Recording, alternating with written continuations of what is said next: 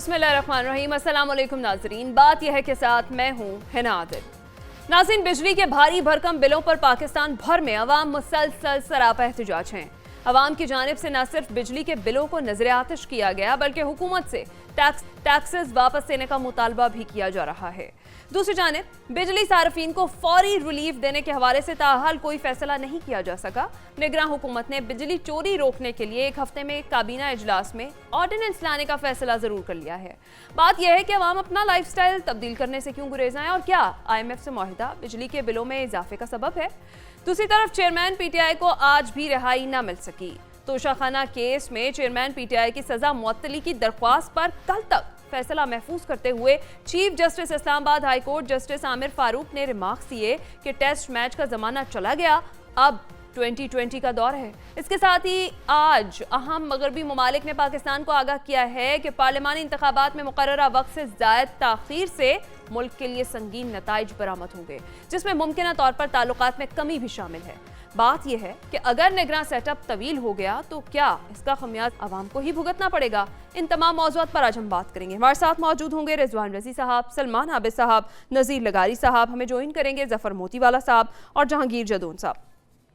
आप सबकी इजाज़त से जफर मोतीवाला साहब की जानिब बढ़ती हूँ। सर, बिजली महंगी हो गई है और लग यही रहा है कि ज़िंदगी सस्ती है, तो ये जो सब कुछ हमें भुगतना पड़ रहा है, क्या ये IMF मुआहिदा है जिसकी वजह से बिजली के बिलों में इजाफा किया जा रहा है? जी बिल्कुल, IMF का डील है, क्योंकि जब पाकिस्तान बिल्कुल डिफॉल्ट पर पहुंचा था तो मैं आपके प्रोग्रामों में कई प्रोग्रामों में गया। हमारी पूरे फाइनेंशियल टीम जो जाती हैं फाइनेंशियल एनालिस्ट को सिर्फ हेलो आवाज़ आ रहा है? जी बिल्कुल, मैं ये कह रहा हूँ ये बिल्कुल IMF की डील की वजह से है, क्योंकि जब हम लोग प्री बजट सेशंस में हम और मेरे दोस्त फाइनेंशियल एनालिस्ट हम लोग गए तो हम एक ही बात कर रहे थे कि IMF से कांटेक्ट करना चाहिए। IMF से कांटेक्ट का मतलब अमेरिका से कांटेक्ट है, क्योंकि सबसे बड़ा जो डोनर है IMF का वो अमेरिका है, तो उससे हमारे ताल्लुकात 1948 से लेन देन के हैं, तो वो ज़रूरी था। अगर IMF के पास नहीं जाते तो मसला बढ़ जाता। अब IMF के पास जाने के बाद हमें ये आइडिया तो था कि बहुत सी चीज़ें IMF पहले से ही मांगेगा और सख्त से सख्तियाँ करेगा, क्योंकि इससे पहले की हुकूमतें जो हैं वो बात करके फिर पूरा वो नहीं करती थी, यानी जो उनको टारगेट दिए जाते थे वो नहीं करती थी। अब जब देखा जाए तो पाकिस्तान के कलेक्शन ऑफ टैक्सेस में 3 ही जगह है। एक जगह इंपोर्ट गाड़ी की वो जो है टैक्सेस में उनकी कमाई है, एक जगह है जो फ्यूल में, डीजल में, पेट्रोल में जो टैक्स लगाते हैं उसमें, लेवी में उसमें है, और तीसरी जगह इलेक्ट्रिसिटी के बिल में। तो ये इलेक्ट्रिसिटी का बिल आहिस्ता आहिस्ता बढ़ाया गया और ये तकलीफ कराची वालों को तो तकरीबन सालों से है, अब पूरे पाकिस्तान में भी फैल गया है। और ये जो है अगर आप देखें तो 26 रुपया पर यूनिट जो है वो पड़ रहा है इंटरनेशनल ऑयल प्राइसेस से, फ्यूल एडजस्टमेंट के बाद भी, और बाकी सब टैक्सेस हैं। तो ये टैक्सेस कलेक्शन जो है वो IMF के जो बताया गया था उसके मुताबिक किया गया है, और जो ये बोझ अब आ रहा है वो जो हम फ्री फ्यूल फ्री इलेक्ट्रिसिटी का वो दे रहे हैं बड़े बड़े VIPs को, वो एक बहुत बड़ा बोझ है जिसको आम सार्फिन को उतारना पड़ रहा है।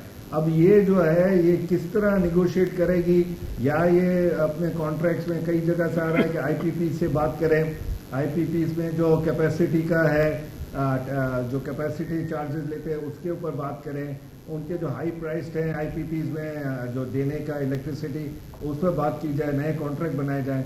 मुश्किल लगता है कि होगा, लेकिन बातचीत शुरू हो गई है और ब्लेम हर जगह अब अफरा तफरी में दिया जा रहा है, क्योंकि ये ब्लेम ज़रूरी था। अब लोगों के बर्दाश्त के बाहर हो रहा है इलेक्ट्रिसिटी का बिल, बिल्कुल बर्दाश्त से तो बाहर हो रहा है। तो जफर मोतीवाला साहब, फिर कैसे बचाई जाए बिजली? अब क्या अवाम अपना लाइफस्टाइल बदले, क्योंकि अशराफिया तो तैयार नहीं है मुफ्त बिजली छोड़ने को?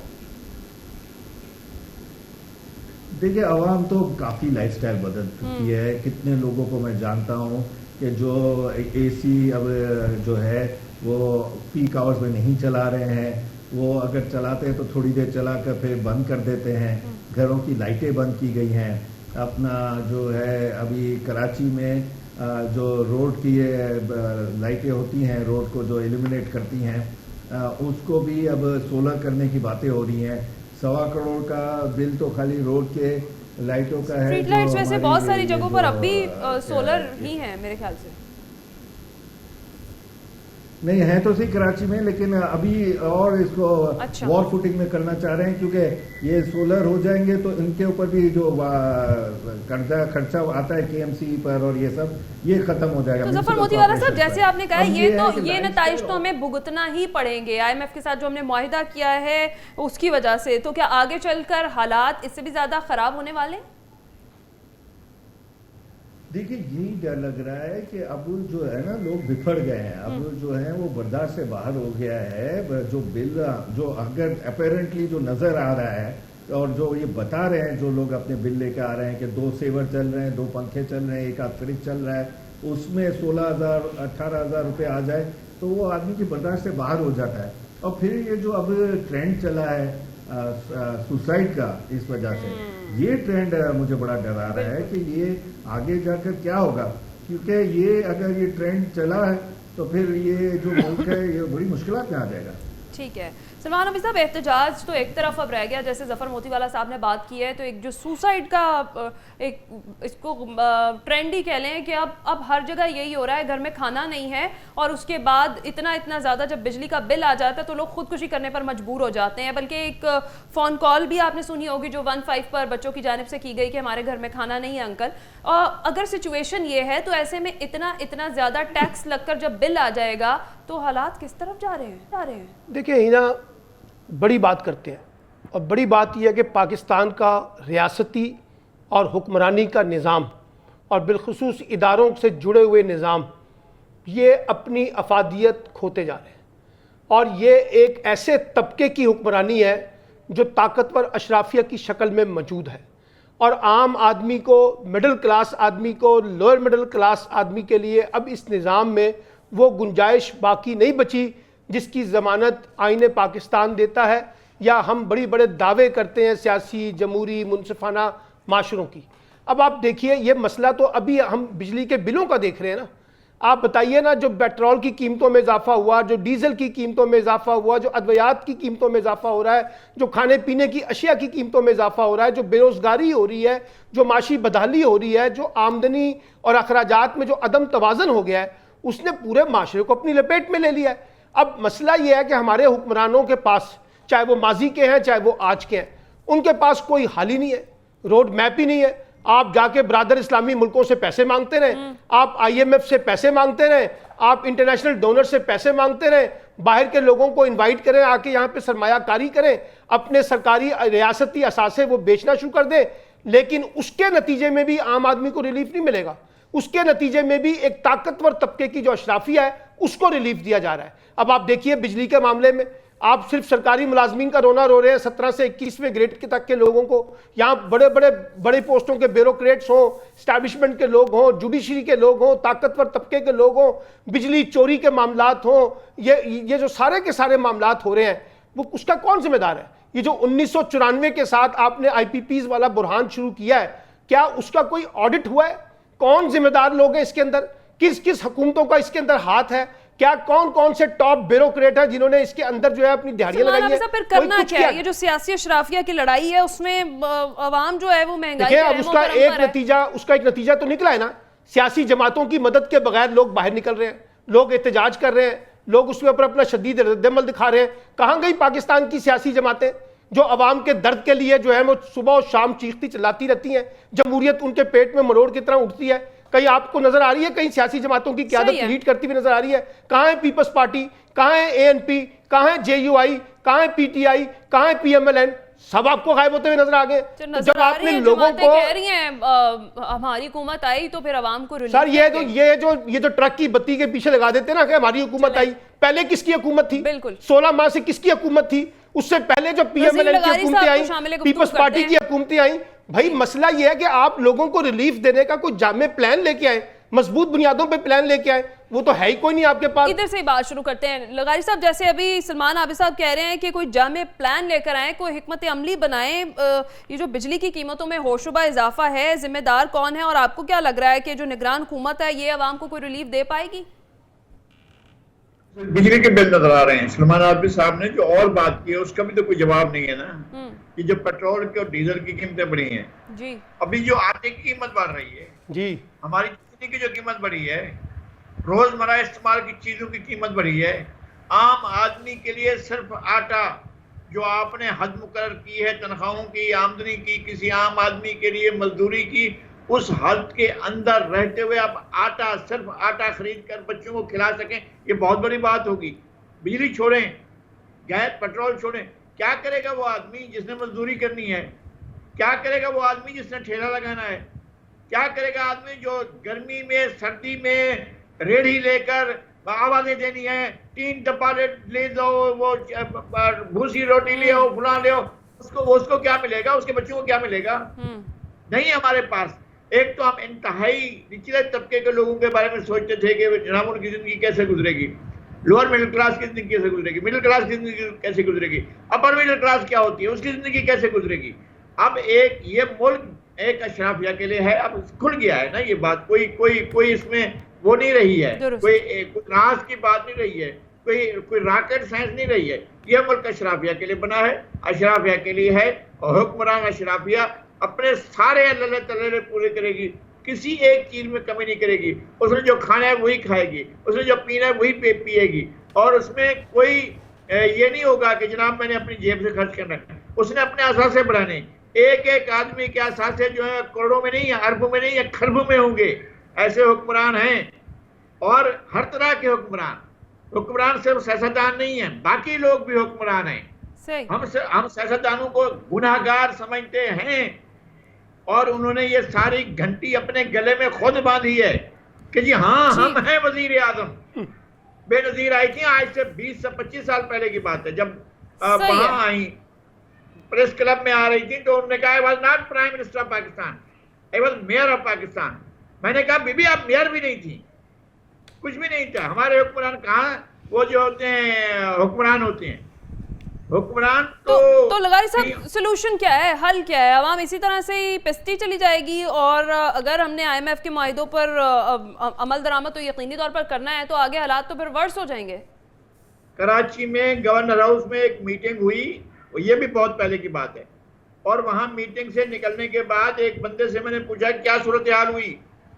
उसने कहा कि ये मीटिंग को चेयर किया रिचर्ड हार्बरूक ने, अमरीकी नायब वजीर खारजा ने, वो नायब का भी नायब था, और उसने कहा कि कोई तनकीद नहीं करेगा फुला इदारे पर, फुला इदारे पर, फुला इदारे पर, फुला इदारे पर, कुछ भी हो जाए। अच्छा, तो जब आप नहीं कर सकते हैं और कोई मीडिया बात नहीं करेगा, वो फिर हम वही मीडिया जो हम चीखा चिल्लाया करते थे, वो हिदायत आ जाती थी, नो भाई ये इस मामले को नहीं छोड़ो। हम ये होता रहा इस मुल्क के अंदर। अच्छा, ये होता रहा है, तो हुक्मरान जैसे, ठीक है लगारी साहब, जैसे आपने कहा कि हुक्मरान जिम्मेदार, तो सिर्फ हुक्मरान तो जिम्मेदार नहीं है, किसी हद तक अवाम भी जिम्मेदार है। रजी साहब, अगर देखा जाए तो फिर बिजली को ऐसे बचाया जाए कि अवाम अपना लाइफस्टाइल तब्दील कर लें, दुकानें और जो कारोबार वगैरह हैं वो जल्दी शुरू किए जाएं और शाम को जल्दी बंद कर दिए जाएं, इस पर भी तो अमल नहीं किया जाता। देखिए बात यह है, मुझे 2 मिनट दीजिएगा आप, क्योंकि मैंने इसके ऊपर पूरी कैलकुलेशन कर रखी है, तो मैं आपकी खिदमत में अर्ज कर दूं। मैं किसी भी पर्टिकुलर किसी सियासी पार्टी या ग्रोह की या हुक्मरान तबके की मैं नहीं लगाना चाह रहा, मैं असल में इशू सामने रखना चाह रहा हूँ। मुशर्रफ साहब का दौर ख़त्म होता है, यानी कि शौकत अजीज़ का दौर ख़त्म होता है, तो हमारा सर्कुलर डेट होता है पावर सेक्टर का 650 अरब रुपए, ठीक है। उसके बाद पीपल्स पार्टी आती है, और जब पीपल्स पार्टी इक़्तिदार में छोड़ के जाती है तो वो छोड़ के जाती है 1150 अरब रुपया का सर्कुलर डेट पावर सेक्टर का। फिर पीपल्स पार्टी के बाद PMLN आती है, और PMLN सर्कुलर डेट छोड़ के जाती है। इसके बावजूद कि 500 अरब रुपए की अदायगियाँ जनाब इसहाक डार साहब ने फाइनेंस मिनिस्टर बनने के अगले दिन कर दी थी, इसके बावजूद जब PMLN की गवर्नमेंट ख़त्म होती है तो वो छोड़ के जाते हैं 1200 अरब रुपया, यानी पीपल्स पार्टी के 5 साल दौर से 50 अरब रुपया जायद। उसके बाद पीटीआई की जब हुकूमत ख़त्म होती है 3 साल 7 माह 21 दिन के बाद, तो ये सर्कुलर डेट 2800 अरब रुपया क्रॉस कर चुका होता है। और ना सिर्फ कि ये सर्कुलर डेट 2800 अरब रुपया क्रॉस कर चुका होता है, बल्कि इसके साथ गैस का सर्कुलर डेट भी शामिल हो चुका होता है, और इन दोनों की मालियत 4200 अरब रुपया हो चुकी होती है। अच्छा, अब आईएमएफ कहता है कि ये 4200 अरब रुपए का आपने क्या करना है, आपने कौमी खजाने से देना है, दे के इसको फारिग कर दीजिए। नहीं आप कौमी खजाने से दे सकते तो फिर जिन्होंने बिजली इस्तेमाल की है उनसे वसूल कर लीजिए, जिनको आप पहले सस्ती देते रहे अब उनको महंगी करके बेच लें और उनसे पैसे रिकवर कर लें। अब मसला ये है कि ये जो भी 4200 अरब रुपया है या 2800 अरब रुपया है, ये 20 सालों में पाइल अप हुआ है। आप इसे अगले 3 सालों में वसूल करना चाह रहे हैं, ऐसा तो नहीं हो सकता ना। जो उधार आपने, और इसमें सूद भी शामिल है, ये पैसे सरकार ने अपने पल्ले से नहीं दिए, बैंकों से उधार पकड़ के तो हमें सस्ती बिजली प्रोवाइड करती रही है।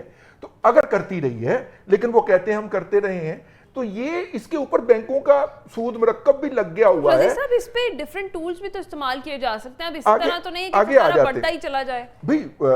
जब आप नहीं कर, जब आपकी मैनेजमेंट फेल हो गई बकौल सलमान आबद के, आप उसको प्रॉपर्ली नहीं मैनेज कर पा रहे, तो फिर डेफिनेटली आप चोरी नहीं रोक पा रहे, आप बहुत सारी जगहों के ऊपर बिल देने का रिवाज नहीं, आप उनको कायल नहीं कर पा रहे।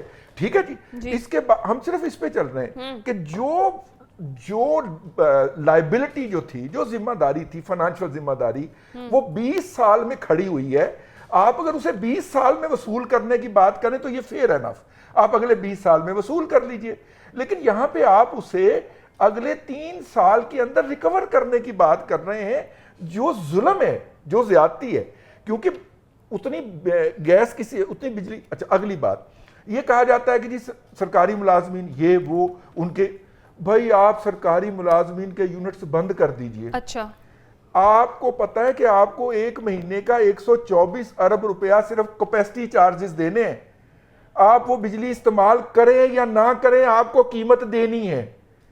अब अच्छा, फिर हमने इतनी बिजली क्यों बनाई? हमने इसलिए बनाई कि हमने ख्वाब देखा कि यहाँ पे इंडस्ट्री लगेगी। अच्छा। उस इंडस्ट्री के लिए बिजली की जरूरत होगी। अब इस बात को हम साइड पे कर दें कि किसने आके सीपैक रोक दिया, क्या हुआ, इंडस्ट्री नहीं लगी जी, उसके नतीजे में कैपेसिटी आइडल पड़ी हुई है।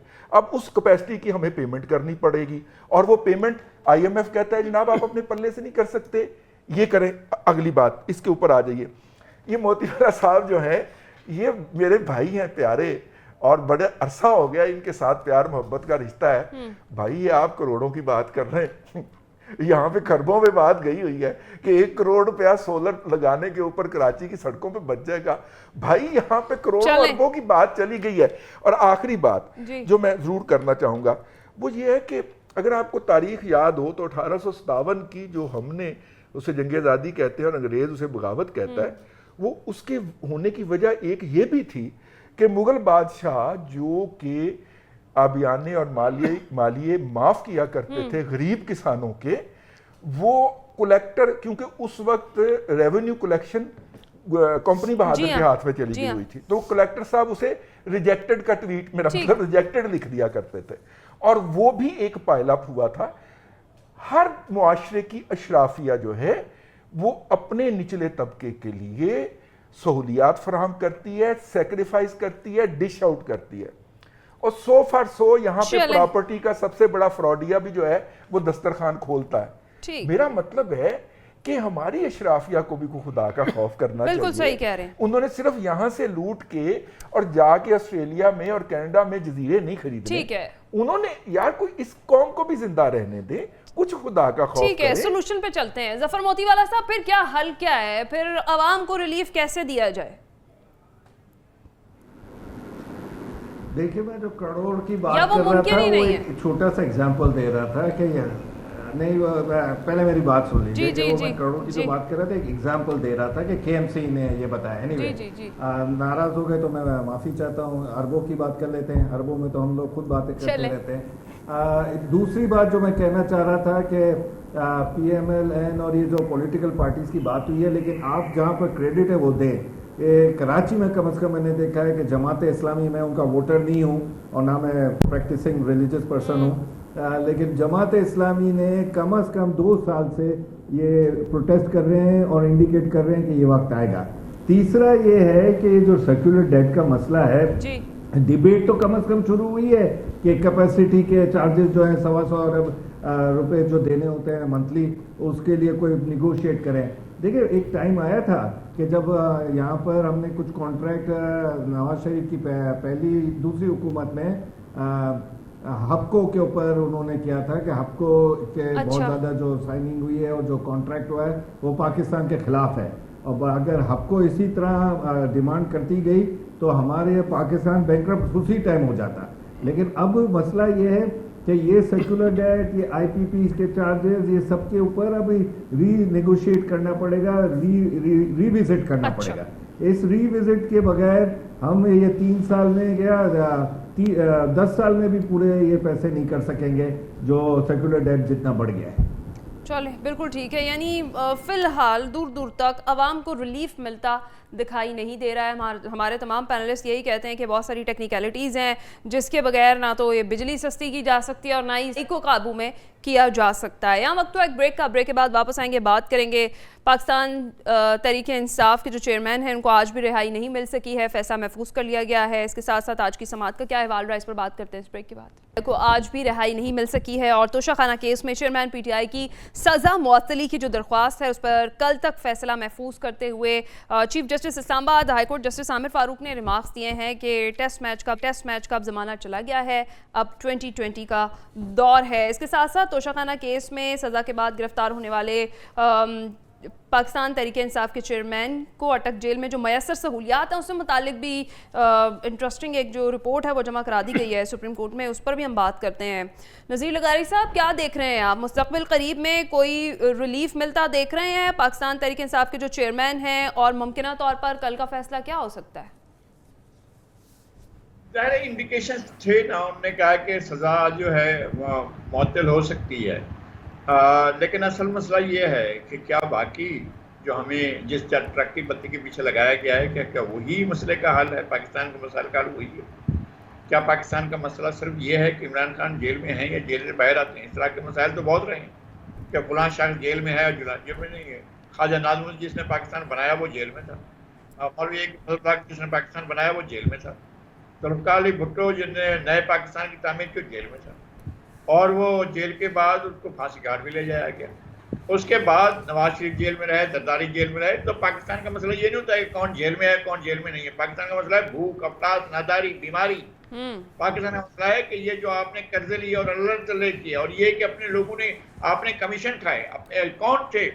सियासतदान थे तो सियासतदान को पकड़ो ना। अगर सियासतदान नहीं थे कोई और थे जो अपना, ये सियासतदान तो अपना गला जाकर खुद फंसाते हैं, हमें इख्तियार दे दो।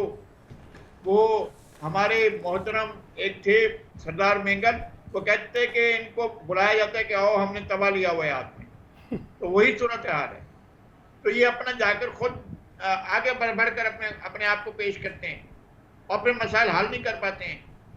तो दुनिया के साथ आप क्या किस तरह से डील करना चाहते हैं? अपने खुद पाकिस्तान को जो चलाने वाले ताकतवर हैं वो अपने मुल्क को कैसे चलाना चाहते हैं? हमें बता दें। ठीक, क्या 24 करोड़ में से आप 12 करोड़ लोग अगर अपनी कुर्बानी दे दें तो फिर आप चला लेंगे इसको? नहीं है ये सूरत हाल भाई। पाकिस्तान को चलाने की सूरत हाल सबको बैठकर ये सोचना होगा कहां तक जाएंगे।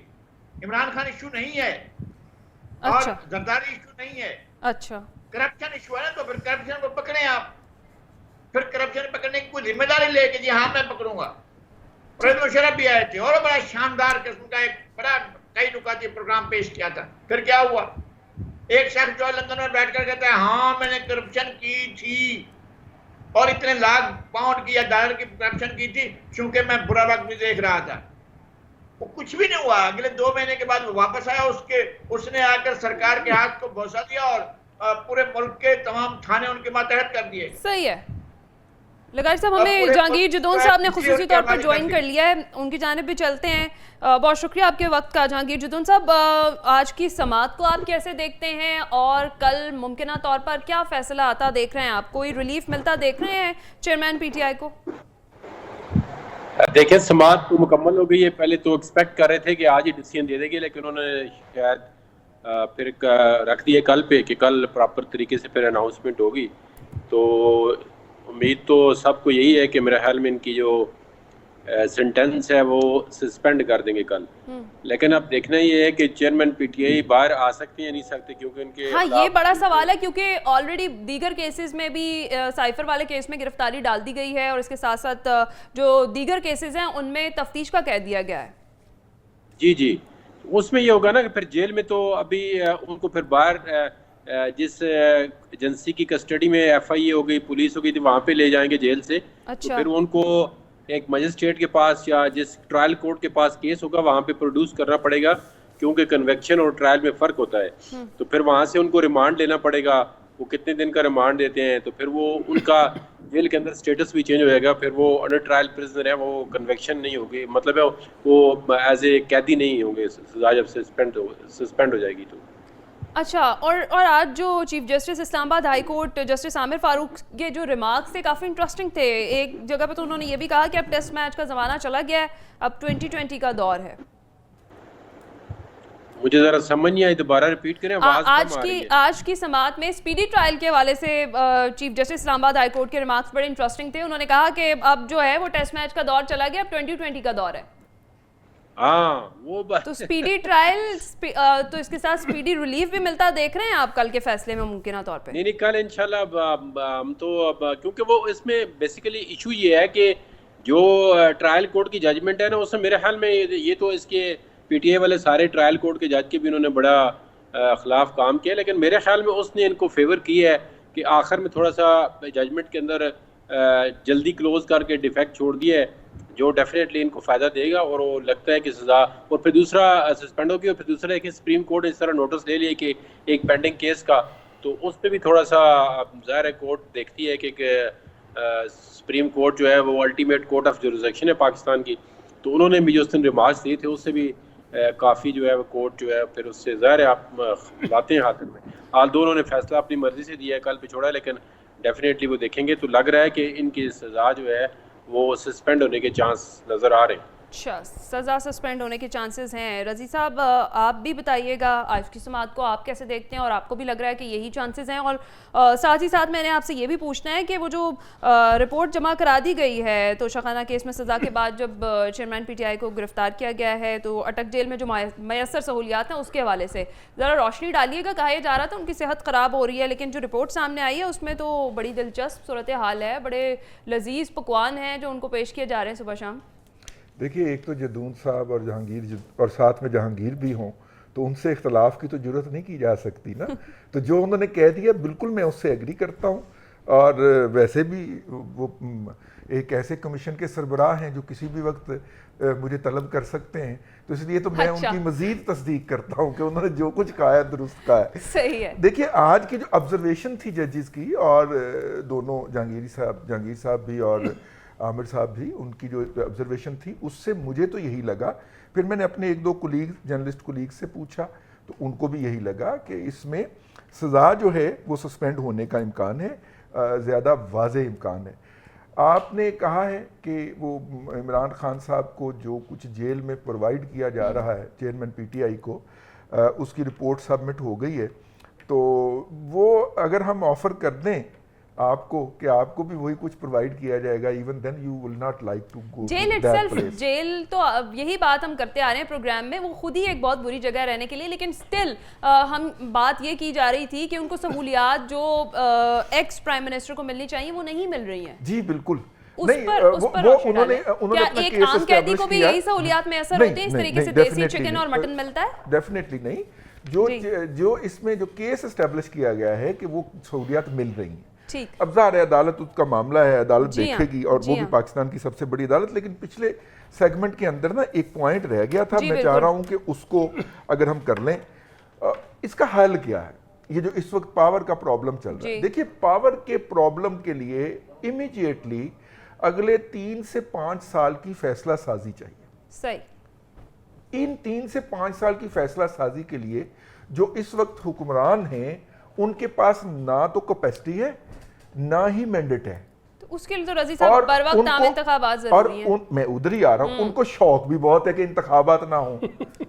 इसलिए जरूरी ये है कि फौरी तौर पे ये 90 दिन कहते हैं, मैं कहता हूं कि 40 दिन के अंदर, 30 दिन के अंदर आप इलेक्शन करवाएं। जो भी हुकूमत आए जिसके पास 5 साल का मैंडेट हो, बिल्कुल सही, और वो 5 साल का फैसला लेने के काबिल हो, अगर आपने लोगों को कोई रिलीफ देना है तो वो हुकूमत आए जिसके पास 5 साल का फैसला लेने का मैंडेट हो और वो फैसला ले, फिर ही लोगों को रिलीफ मिल सकता है, वरना रिलीफ नहीं मिल सकता। ठीक है सलमान अभी साहब, आज की समाअत पे आप क्या कहेंगे? देखिए बात यह है कि अगर आज उनकी जमानत भी हो जाती और उनकी सज़ा भी मुअत्तल हो जाती तो FIA तो तैयार थी, अटक जेल के अंदर बैठी हुई थी, उनको किसी और मुकदमे में गिरफ्तार करना था। मसला ये है कि ये आंख मचोरी का खेल अभी ख़त्म तो नहीं होने वाला ना, ये खेल तो जारी रहेगा, क्योंकि जहाँ फैसले हो रहे हैं वहाँ फैसले कुछ और हैं। वहाँ फैसले ये है कि अभी इनको अताब का निशाना बनाना है, इनको अभी टारगेट करना है, इनके ऊपर अभी और मुकदमे लेके आने हैं और मुख्तलिफ जगहों पर इनकी इन्वेस्टिगेशन होनी है, तो ये चीज़ें तो चलेंगी। लेकिन अब मसला ये है कि ये खेल कब तक लेके चलेंगे आप, और इसका नतीजा क्या निकालेंगे आप? ये तजर्बा कर करके हमने देख नहीं लिया कि पाकिस्तान को किस तरह से हमने सियासी और माशी तौर पर अदम इस्तेहकाम से दो चार कर दिया है। हमें कोई वे आउट नहीं निकल रहा। जो अभी नज़ीर लुगारी साहब कह रहे हैं कि मसला क्या यहाँ किसी की गिरफ्तारी का है, किसी की रिहाई का है? क्या हम अफराद और शख्सियात के दरमियान फंस के नहीं रह गए? जो कौमी मसाइल हैं, जो रियासती मसाइल हैं, जो बड़े बड़े चैलेंजेस हैं सियासत के, मईशत के, सिक्योरिटी के, क्या हमने उनको पसे पुश नहीं डाल दिया? अच्छा, अब आप जरा ये देखिए, ये जो आज मैनुअल के बारे में बात की गई है, जो प्रोवाइड किया गया है वज़ीर आज़म, साबिक वज़ीर आज़म इमरान खान को, जी हाँ। किस कानून के तहत? ये कौन से जेल मैनुअल में लिखा हुआ है कि इनको ये तमरात दी जाएंगी और इनको ये तमाम सहूलतें दी जाएंगी? कौन कानून शिकनी कर रहा है? हुकूमत कर रही है, रियासती इदारे कर रहे हैं, कौन कर रहा है? भाई किसी मैनुअल के अंदर ये चीजें लिखी नहीं है जो आप उनको प्रोवाइड कर रहे हैं। अजीबो गरीब बात है, पहले कुछ नहीं देते हैं, फिर देने की बात करते हैं तो पता नहीं क्या क्या उसमें बीच में डाल देते हैं, मिर्च मसाला लगा के। भाई आप उस वक्त भी खिलाफ वर्जी कर रहे थे, अब भी खिलाफ वर्जी कर रहे हैं। अगर मैं आपकी बात मान भी लूं कि ये तमाम चीजें दी जा रही हैं, और अभी तो पता चलेगा कि वो चीजें मिल भी रही हैं, नहीं मिल रही हैं, क्योंकि हो सकता है किताब में सब चीजें जारी होंगी और बीच में कोई और खा जाता होगा। देखिए मसला यह है कि खुदारा इस मुल्क के बुरहान को समझें। इस मुल्क का बुरहान जो है वो ये नहीं है जिस तरीके से हम इसको डील करने की कोशिश कर रहे हैं। आप इंतखाबात की बात कर रहे हैं, मैं कह रहा हूं इंतखाबात के साथ साथ डायलॉग का रास्ता इख्तियार करें, सारे स्टेक होल्डर बैठे और मसले की नजाकत को समझें और कोई वे आउट तलाश करें कि पाकिस्तान को कैसे आगे लेके जाना है। बिल्कुल ठीक कह रहे हैं। ब्रेक का कहा जा रहा है मुझे, ब्रेक के बाद वापस आएंगे तो यहीं से बात शुरू करते हैं कि अहम मगरबी जो ममालिक हैं उनकी जानिब से भी आगाह किया गया है कि अगर पार्लिमानी इंतखाबात मुकर्ररा वक्त से ज़ायद ताख़ीर से होंगे तो फिर मुल्क के लिए संगीन नताइज भी होंगे। इस पर हम बात के वाले से बात कर रहे थे। आज जो अहम मगरबी ममालिक जो हैं उन्होंने पाकिस्तान को आगाह किया है कि पार्लिमानी इंतखाबात में मुकर्ररा वक्त से ज़ायद ताख़ीर से मुल्क के लिए संगीन नताइज बरामद होंगे और जिसमें मुमकिना तौर पर ताल्लुकात में कमी भी शामिल है। बात यह है कि अगर निगरान सेटअप तवील हो गया तो फिर इसका खमियाजा भी अवाम को ही भुगतना पड़ेगा। नज़ीर लगारी साहब जी बिल्कुल ऐसा है। मैं ये समझता हूँ कि जिस तरह सलमान आबिद साहब कह रहे थे कि अगर आप एक तो ये ठीक बिल्कुल बात है कि इलेक्शन अपने टाइम पर कराएं, इसमें कोई कंप्रोमाइज़ नहीं होना चाहिए। और दूसरी बात ये है कि अगर आप एक वसीता डायलॉग का सिलसिला शुरू नहीं करते हैं और अगर हुकूमत बनानी है वसील बुनियाद नहीं बनाते हैं, वो नहीं जो सबमिसिव हो, वो नहीं जो घुटने टेक दे, वो नहीं जो रकू में खड़ी हो जाए, वो नहीं जो आपके सामने जो है हाथ बांध कर खड़े हो जाए, आप जो कहें वो करती जाए। एक ऐसी वसील बुनियाद हुकूमत जो मुल्क को इस बहरान से निकाले। और अगर आप इलेक्शन कराना है तो इलेक्शन करवाएं, लेकिन उससे पहले एक मीनिंगफुल डायलॉग होना चाहिए। एक ट्रुथ एंड रिकंसिलिएशन कमीशन हो जो फौरी तौर पर एक कार्रवाई शुरू करे कि जुर्म कहाँ हुआ है, जुल्म कहाँ हुआ है, ज्यादती कहाँ हुई है, क्या क्या किस किस नाम से हुआ, ये सब कुछ बताए ना हमें यार। अच्छा क्या होता रहा है, किसको लाकर किसको कौन बिठाता रहा है, किसको कौन उठाता रहा है, ये सब कुछ हमारे सामने आना चाहिए। और मुल्क के खजाने को जो है वो शीरे मादर समझकर जिस तरह से इस्तेमाल किया जाता है उसका हिसाब होना चाहिए। और फिर आप जो है आप जाएं, प्रोसेस में जाएं। लेकिन आप अगर डायलॉग नहीं करते, ये नहीं डायलॉग का नुक्ता ही ये है पाकिस्तान को बहरान से निकालना है और जीरो करप्शन हम मुल्क को बहरान से निकाले। अभी मुल्क शदीद बहरान में। सही, और बहरान से तभी निकलेगा जब इंतखाबात होंगे। ठीक है जहांगीर जदौन साहब, खतरे की घंटी, जी ठीक है जहांगीर जदौन साहब, खतरे की घंटी ही बजी जा रही है हर तरफ से इस मुल्क में। तो अब ये जो मगरबी ममालिक की जानिब से आगाह किया गया पाकिस्तान को, आप इस इंतबाह को कैसे देखते हैं? थोड़ा सा एक मिनट के लिए वो जो पहला क्वेश्चन था ना आपका, जो जेल के अंदर सहूलतें हैं उस पर बात कर लूं, फिर इसका मैं जवाब देता हूं आपको। अब देखें, इसमें पार्टिकुलर केस में चीफ जस्टिस सुप्रीम कोर्ट ने कहा जी उनकी जेल में कैसी हालत है, तो मैं चीफ जस्टिस साहब आपके चैनल के तवज्जो से गुजारिश को तमाम जितने हाई कोर्ट के चीफ जस्टिस हैं जरा जाएं जेल में, देखें कैदियों की क्या हालत है। एक आम बंदे जो कैदी है वो किस कर्ब से गुजर रहा है, और जेलों के अंदर जो है जितनी बीमारियां फैल रही हैं, जितनी उनके अंदर सफोकेशन है, जो उनके पास फैसिलिटी नहीं है, सारी फैसिलिटी को खुदारा देखें कि वो कैदी किस कर्ब के अंदर गुजर रहे हैं। एक कैदी के लिए तो चीफ जस्टिस साहब सुप्रीम कोर्ट जो है वो भी कह सकता है क्योंकि वो वीआईपी है, तो बराए मेहरबानी जो आम लोग हैं जेलों के अंदर उनकी हालत जाके देखें कि वो क्या कर रहे हैं। तो दूसरी बात जो आपकी देखें, ये हमारा डोमेस्टिक इशू है, हमारा नेशनल इशू है।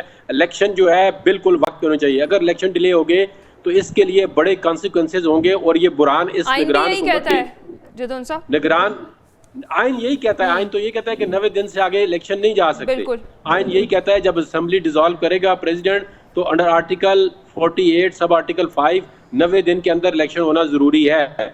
तो अगर इलेक्शन को लिंगर ऑन किया गया किसी भी तरीके से तो ये इसके कॉन्सिक्वेंसेज ना ये निगरान सह सकेंगे, ना ये आने वाला जो फिर इलेक्शन आएगा वो भी नहीं सह सकेगा। अब आप देखें आपका डॉलर कहाँ पे जा रहा है, आपकी इकोनॉमिक कंडीशन बिल देखें, तमाम लोग जो है वो रोडों पे निकल के आ गए हैं। कल को पेट्रोल महंगा होगा फिर लोग तमाम गाड़ियां रोडों पे लेके आ जाएंगे। अब पाकिस्तान के जो मसाइल हैं वो गंभीर से गंभीर हो रहे हैं। हम एक FIR खत्म करते हैं, दूसरी काट देते हैं, इसको जेल में ये लगाओ, वो आजाद हो, फिर दूसरे केस में कर लो, तो इधर से उधर, उधर से इधर। अब इस काम में लगे हुए तमाम जितने मशीनरी है वो इसी काम में लगी हुई है कि एक बंदे को निकालो, उसके लिए दूसरा केस बना दो, और एक बंदा जब जेल से बाहर आता है उसको तीसरा केस बना दो।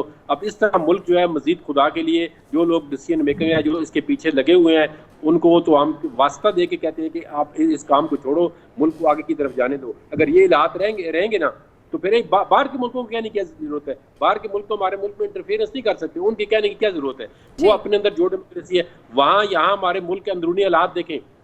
अब बिल कल को पेट्रोल महंगा हो जाएगा 1 तारीख को तो लोग बाहर नहीं निकलेंगे। अब तो एक ऐसा ही है, वो जो है मीडियाकर लोग जो है वो भी रोडों पे आने वाले हैं। आप देखें हर एक क्या क्या मसाइल पैदा हो रहे हैं। बिल्कुल ठीक कह रहे हैं। ये इस निजाम से निकले कि जेल के बाहर से अंदर आता है उसमें कि और 10 FIR कर रहे हैं, बंदों को उठा के, और जो पार्टी चेंज करता है उसको छोड़ देते हैं। ये क्या मजाक बना दिया। ठीक है, असल मसला तो कुछ और है।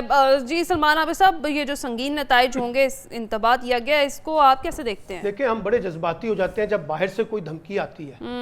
हम तो इसी टीवी प्रोग्राम में बैठ के पिछले 6 माह से ये रोना रो रहे हैं कि अगर आपने आइन और कानून पे अमल दरामद ना किया तो आपको खुद इस मुल्क की दाखिली सियासत में एक इंतशार नज़र आएगा, टकराव नज़र आएगा, सियासी तौर पे भी और माशी तौर पे भी। ये जो हमारे यहाँ पॉलिटिकल एडवेंचरिज्म और सियासी मुहिम जोई, मुल्क को माशी तौर पे एक ऐसा हमें अपोजिशन लीडर मिला जो ये कहता था कि 10 साल तक भी इंतखाबात ना हो तो कोई फ़र्क नहीं पड़ता, मईशत बहाल होनी चाहिए। अब उसको कौन समझाए? ना उसको मईशत का पता, ना उसको सियासत का पता था। और दूसरी बात यह है, ये इलेक्शन जो चीफ इलेक्शन कमिश्नर है, इनको कौन समझाए आइन क्या कहता है? उनका तो अपना आइन है, वो तो अपने आइन के मुताबिक चलने की कोशिश कर रहे हैं। देखे ना 90 दिन में, अभी जदून साहब ने कहा, नजीर उगारी साहब कह रहे हैं, रिजवान रजी साहब कह रहे हैं, मैं कह रहा हूं, सब कह रहे हैं कि भाई 90 दिन में इंतखाबात करवाएं। लेकिन चीफ इलेक्शन कमिश्नर जिनके पास ये इख्तियारात है तारीख देने के, उनके बकौल, वो कहां सोए हुए हैं? क्यों नहीं दे रहे तारीख इंतखाबात की? क्या उनके सामने आइन नजर नहीं आ रहा? क्या उनके सामने आइन की कोई अहमियत है या नहीं है? और पूरी कौम को ट्रक की बत्ती के पीछे लगा के भामी कैफियत में डाल दिया उन्होंने। किसी को पता नहीं चल रहा कि इंतखाबात होंगे या नहीं होंगे। तो मेरा मतलब है, इस पाकिस्तान को एडवेंचर की सियासत से बाहर निकालें बाहर। और इस तरीके से मुल्क नहीं चलता जिस तरीके से आप मुल्क को चलाने की कोशिश कर रहे हैं। ना सियासत चलेगी, ना मईशत चलेगी, ना इससे सिक्योरिटी ठीक होगी, और दुनिया हम पे तनकीद करेगी।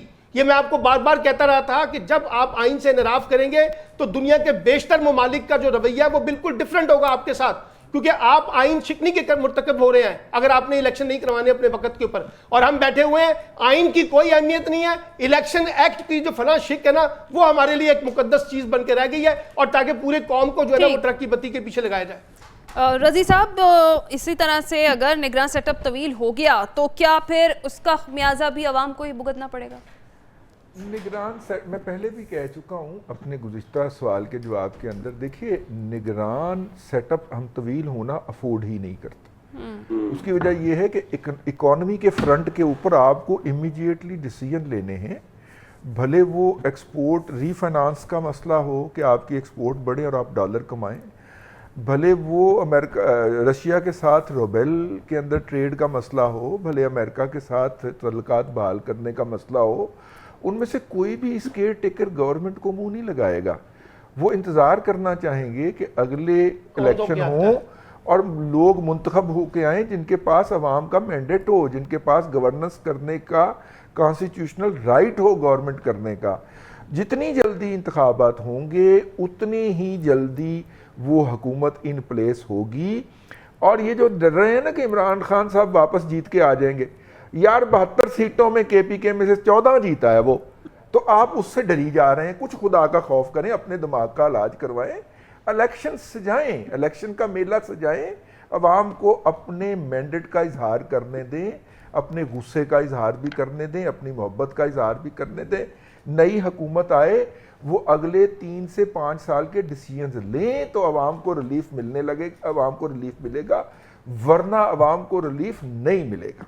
और जब आप अवाम को रिलीफ नहीं देंगे तो उसके नतीजे में वही डिप्रेशन होगा जो कि सोसाइटी की चूल्हे हिला देगा।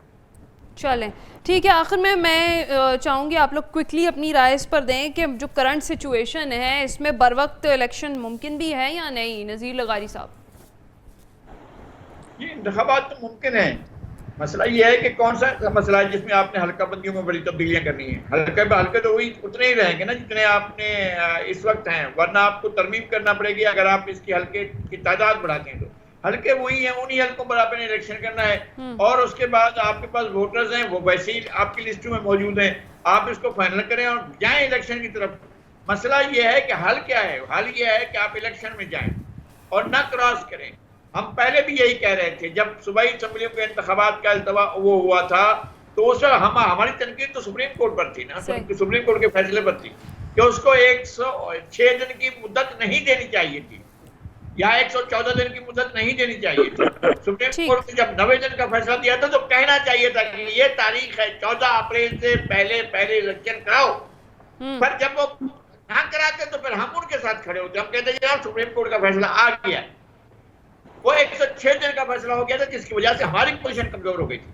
अच्छा, अब भी आपके पास 90 दिन का मुद्दत है, यानी आपको लगता है कि बर वक्त इंतखाबात मुमकिन तो हैं?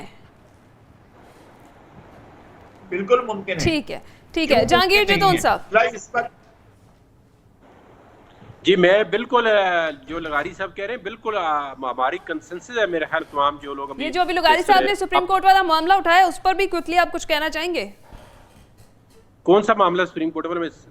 जो वो कहते हैं कि पहले ही जो तारीख दी गई थी उसी पर हो जाना चाहिए था और इतना वो तो अभी देखें वो तो काम अभी गुजर गया है, लेकिन अभी देखें जो अभी ये काम सामने है इसमें देखिए अभी टाइम भी है, हर चीज़ है। और इलेक्शन जो है ये जिस तरह ये बानाकारा डिलिमिटेशन का, ये बिल्कुल इसका आइन के अंदर कोई गुंजाइश नहीं है। अगर आइन में लिखा हुआ है आप जब सेंसस नोटिफाई करेंगे तो आपने सीटें अलाट करनी है, सीटें अलाट नहीं कर रहे, वो आइन की जो वायलेशन कर रहे हैं आप किसी वजह से नहीं हो सकती, तो फिर डिलिमिटेशन का तो क्वेश्चन ही नहीं उठता। डिलिमिटेशन का ओनली पर्पज है टू डिले द इलेक्शन। ये मेरी ओपिनियन है, कोई इससे एग्री करे ना करे, डिलिमिटेशन का ओनली पर्पज है टू डिले द इलेक्शन। ठीक है, बाकी तो डिलिमिटेशन कोई इशू नहीं है। इसमें क्या करें डिलिमिटेशन के भाई, आपने 2 यूनियन कौंसिल इधर से उठानी है, खामखा लोगों को डिस्टर्ब करना। जिस तरह पहले सीटें हुई थी इस पे इलेक्शन कराएं, बाद में अगर आपने नई हल्का बंदियां की तो आप नई सीटें बढ़ी तो दोबारा इलेक्शन जब 5 साल के बाद होंगे फिर कर लेना डिलिमिटेशन। ये तो फ्रॉड कर रहे हैं इनके साथ कि आप डिलिमिटेशन कर रहे हैं, सीटें नहीं बढ़ा रहे। ये बात किसको आपने कहा जी कानून की एक शिका आप आइन की माने तो दूसरी को छोड़ दें, जो आपकी मर्जी की वो ठीक है। यानी बर वक्त इंतखाबात मुमकिन तो हैं?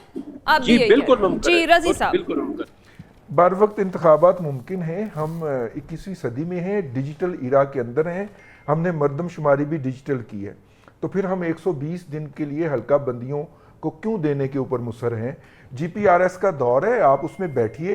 अगर इमरान खान को जिताने के लिए फ्रॉडुलेंटली एक कॉन्स्टिट्यूएंसी 3 हिस्सों में तकसीम की गई थी, आप इलेक्शन कमीशन के साथ बैठ के उस पर एतराज़ करके उसे सेटल डाउन कर लें, क्योंकि मुद्दत आप वो दे रहे हैं जिसमें फिजिकली जाके और वो सर्वेज हुआ करते थे। भाई हम GPRS के दौर में, डिजिटल दौर के अंदर है, आप उसको बैठ के कर लीजिए, फिर भी आप 90 दिन के अंदर इलेक्शन करवा सकते हैं। और ये आइन के अंदर लिखा गया है, जब लिखा गया था उस वक्त तक ना GPRS आया था ना डिजिटल टेक्नोलॉजी आई। सही है। सलमान आबिद साहब लास्ट मिनट है। बदनीयती तो खुद जो है साबका हुक्मरान जमात पैदा करके गई है ना, जिसने 90 दिन से आगे इंतखाबात की तजवीज़ दे दी कि पहले मरदमशुमारी के नताइज की बुनियाद पे, और सब ने कहा है कि इंतखाबात वक्त पे नहीं होंगे अगर हम इसको मंजूर कर रहे हैं, सब ने इत्तफाक किया था। अभी भी हो सकता है, लेकिन सवाल क्या है, जब आपकी बदनीयती उसके अंदर शामिल है, जो जदून साहब कह रहे हैं कि हमने तो डीलिमिटेशन को एक टूल के तौर पर इस्तेमाल किया और हम आइन शिकनी भी कर रहे हैं उनके बकौल, हो बिल्कुल ठीक कह रहे हैं, जब आपने नंबर ही नहीं बढ़ाने सीटों के। तो ये जो खेल खेला जा रहा है, ये इंतखाबात के रास्ता रोकने का खेल है। इससे बाज आ जाए, इंतखाबात वक्त पे करवा दे, इसी में ही पाकिस्तान का भला है। बिल्कुल ठीक है। हमारे तमाम पैनलिस्ट जो हैं वो यही राय रख सकते हैं कि बर वक्त इंतखाबात मुमकिन हैं, लेकिन हीले बहाने बनाए जा रहे हैं, डिले किया जा रहा है इंतखाबात में, और जब तक इंतखाबात नहीं होंगे मुल्क की मैशत के हालात भी बेहतर नहीं होंगे। इसी तरह से आवाम भी इससे सख्ती रहेगी। नाज़रीन, आज के प्रोग्राम से इतना ही। अपना ख्याल रखिएगा, फीडबैक ज़रूर दीजिएगा। अल्लाह हाफ़िज़।